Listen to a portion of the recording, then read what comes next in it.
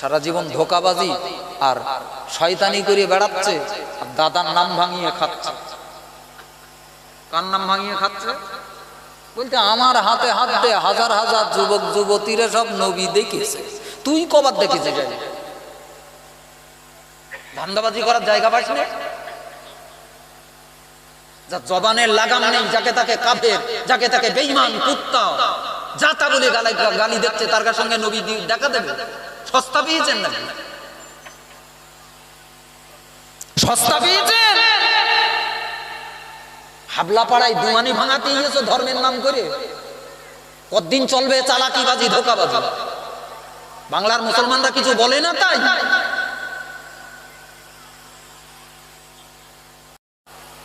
মাশারিকাল আরদি ওয়া মাগারিবাহা,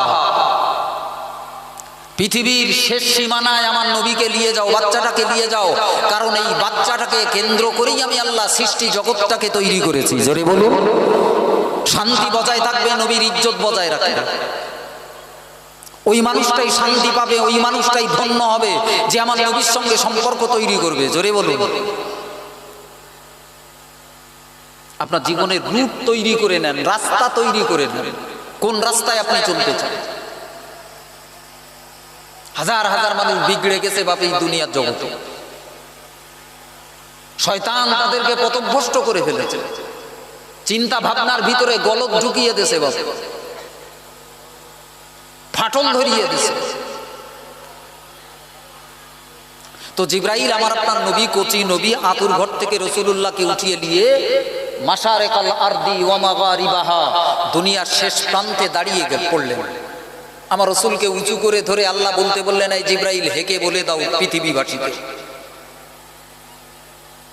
এই সেই নবী যার জন্যে হাজার হাজার বছর ধরে পৃথিবী কাঁদতেছে, আকাশ কাঁদতেছে, জমিন কাঁদতেছে।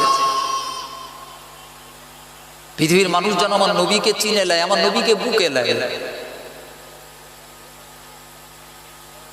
আমি টাকা দেখলে খুশি হই না, জায়গা জমি সোনা দানা মণিমুক্ত দেখলে খুশি হই না, আমি দেখি যার বুকে আমার নবী আছে, আমি আল্লাহ তার উপরে খুশি। জোরে বলুন, আরো জোরে বলুন। আমার সোনা মানিকেরা, সোনার চাঁদ ভাই বাপজিরা, এই জন্য আজকে সমাজ যদি গড়তে হয়, সমাজটাকে যদি পাল্টাতে হয়, মুসলমানদের প্রথম পদক্ষেপ নেওয়া দরকার আল্লাহ আল্লাহ রসুলের সঙ্গে সম্পর্কটাকে একটু ঠিক করে নেওয়া, ধুয়ে মুছে, গলদ হতে পারে, ত্রুটি হতে পারে, ভুল হতে পারে, সেগুলোকে একটু শুধরে নেওয়া।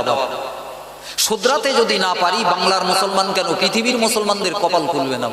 লিখে রেখে দেন, যতই আপনি নামাজ পড়েন, যতই আপনি